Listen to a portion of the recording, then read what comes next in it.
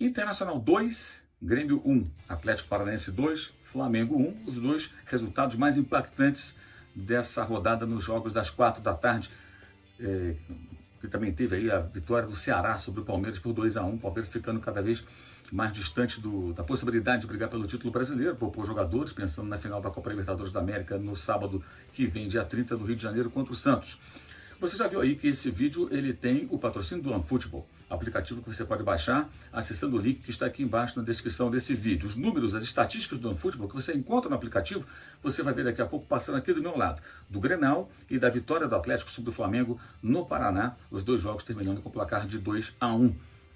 Lembrando, o OneFootball transmite com imagens os jogos do Campeonato Alemão, a Bundesliga, com narrações do Dudu Monsanto, comentários do Gerd Wenzel, e os jogos do Campeonato Francês também.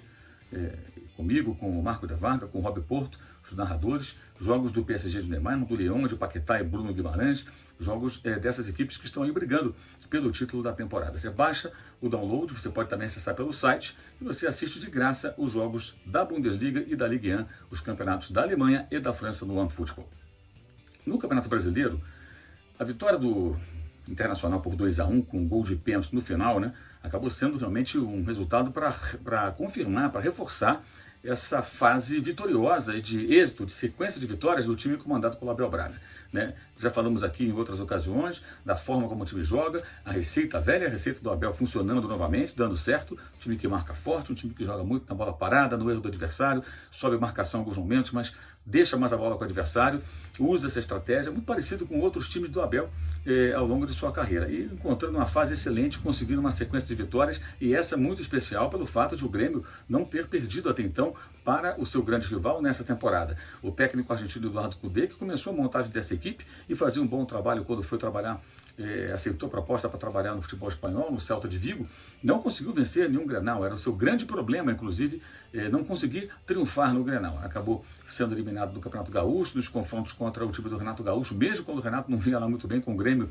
acabava sendo derrotado, e dessa vez, de virada em casa, o Inter venceu pelo placar de 2-1. Abre uma vantagem importante na liderança do campeonato, se desgarra 2 pontos em relação ao São Paulo, que já havia superado ou golear o time paulista por 5-1 na quarta-feira no Morumbi, e abre mais pontos em relação, por exemplo, ao Flamengo, que dependia só dele para ser campeão até essa rodada e agora não depende mais. Somente o Internacional pode ser campeão por seus próprios resultados, né, sem depender de tropeços, de derrotas, de empates de adversários que estão ali envolvidos na luta pelo título, né? O Ceará, ao vencer o Palmeiras por 2-1, praticamente colocou o Palmeiras fora dessa briga. Fica muito difícil também para o Grêmio, né, que em dado momento, quando vencia por 1-0, poderia até ficar mais próximo de uma briga pelo título brasileiro, porque joga quinta-feira com o Flamengo em casa. Então, se vencesse o Grenal e vencesse o Flamengo, o Grêmio entraria de vez na briga pelo título. Esse resultado coloca o Grêmio em situação muito difícil, e certamente o Renato vai começar a pensar agora nas finais da Copa do Brasil, que devem ser em fevereiro, a data ainda vai ser confirmada, depende aí também do Palmeiras na Libertadores, essa coisa toda, Mundial de Clubes,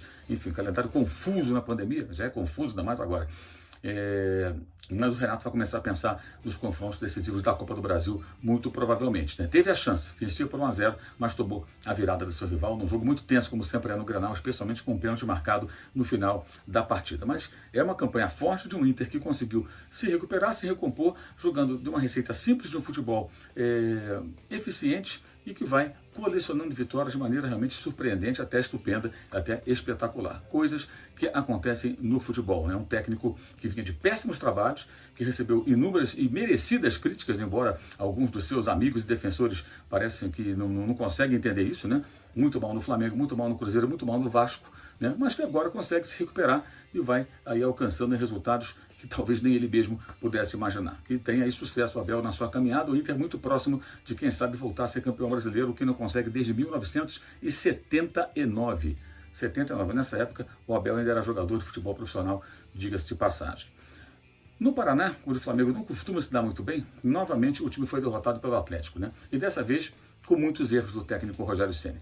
O treinador do Flamengo mexeu muito mal na equipe no decorrer do jogo. O time já começou mal a partida, outra vez apresentando problemas do seu lado direito da defesa, como já havia acontecido contra o Palmeiras, ali no lado do Isla, né, onde já aconteceram as melhores jogadas do Palmeiras no jogo da quinta-feira em Brasília. Foi por onde o Atlético criava situações de perigo e abriu o placar com Abner no primeiro tempo. Antes, o Hugo já tinha salvado o Flamengo, já era para ter tomado um gol. E era sempre por ali, né, naquele setor, que o Atlético levava maior perigo. Depois que abriu o placar, o Flamengo encontrou um empate. Uma bola parada, o Gustavo Henrique cabeceando no cruzamento da falta batida pelo Arrascaeta, fez 1-1. O Flamengo não merecia ali o empate, achou o gol, literalmente, não fazia bom jogo, né? O Atlético era superior, finalizava mais, levava mais perigo. E aí no segundo tempo o Flamengo até melhorou e conseguiu pressionar o Atlético, criar algumas situações, e aí vem as mexidas do Rogério, né? O Rogério, é curioso isso, né? Alguns torcedores pedem a presença de jogadores da base, como o Natan, como o Ramon. Eu entendo que são jogadores que talvez não estejam prontos ainda para que se transformem em titulares absolutos, né? Acho que essa cobrança de alguns torcedores às vezes é um pouco precipitada, pode até queimar esses garotos, até num time que não vem bem, um time cheio de altos e baixos, mas enfim. Acaba que ele aposta em alguns desses garotos, né? Ele insistiu com o Vitinho de saída, até entendo a opção pelo Vitinho, porque tem características mais próximas das do Bruno Henrique, que era o desfalque no ataque. Muita gente pede Pedro e Gabigol. Eu acho que essa formação de saída ela é mais complicada, especialmente quando o time não tem a bola. Mas em situações do jogo que você precisa buscar o resultado, ela é possível, ela pode ser tentada, que era o caso. E aí ele tirou o Gabigol, tirou o Arrascaeta, tirou o Everton Ribeiro, e aí foram para o jogo jogadores como o PP, que fez o gol número 2 contra o Palmeiras na quinta-feira, mas exatamente não é um jogador que você vai contar com ele para mudar a cara do jogo, né? Colocou depois o Rodrigo Muniz, pensei para colocar o Rodrigo Muniz, por que não deixou o Gabigol junto com o Pedro, né? Realmente difícil de entender essa troca, não é a primeira vez que isso acontece, e não acho que seja o Rodrigo Muniz que vai tirar o Flamengo de uma situação difícil no jogo.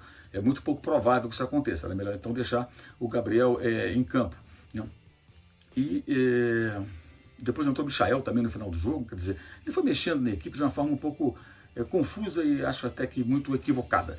O time piorou, o time acabou não rendendo e tomou um gol, né, numa jogada pelo lado direito, né, do time do Atlético. Renato Kaiser aproveitou a bola que raspou de cabeça e tocou com o pé para fazer 2-1. O Atlético, quando era melhor no primeiro tempo, tomou um empate. Quando não jogava tão bem no segundo, marcou o gol que deu a vitória ao time paranaense, no estádio onde normalmente o Flamengo vai mal. Venceu, é verdade, na temporada 2019, naquele ano que tudo aconteceu de forma diferente, mas normalmente o Flamengo não tem muito sucesso lá. E eu acho que o Rogério dessa vez cometeu erros muito importantes que dificultaram muito a atuação da equipe, né? Saídas do Arrascaeta, saída do Everton Ribeiro, saída do Gabigol e a entrada de jogadores que são jogadores que muito difícil imaginar que PP, Rodrigo Muniz, né, que eles vão mudar o ritmo do jogo, vão mudar o cenário da partida. São jogadores jovens que podem entrar em algumas situações, não era jogo para isso.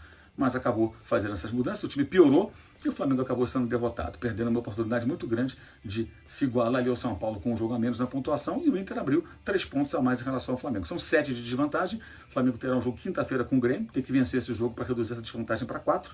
E lá na frente, caso continue assim, tem que vencer o Inter, né, para poder reduzir essa vantagem ainda mais e torcer por um tropeço do Internacional. Vai ficando muito difícil o sonho do Flamengo de ganhar o Campeonato Brasileiro, não pela matemática, mas pela incrível irregularidade. Um bom jogo contra o Palmeiras, um jogo inteligente, o time foi bem montado para aquela partida, venceu por 2-0 e dessa vez no Paraná, uma partida muito, muito abaixo, voltou a jogar muito mal, é mais uma derrota, né? Tinha perdido para o Ceará, tinha perdido para o Fluminense. E aí ganhou do Goiás, ganhou do Palmeiras, volta a perder. Então você pega aí esse recorte aí de jogos nesse ano, né? De 5 jogos nesse ano, são 3 derrotas e 2 vitórias. Ou seja, um desempenho muito ruim do Flamengo no ano de 2021, perdendo pontos valiosos que vão fazendo com que o sonho do título brasileiro fique cada vez mais distante e mais perto do Internacional de Abel Braga. Saudações.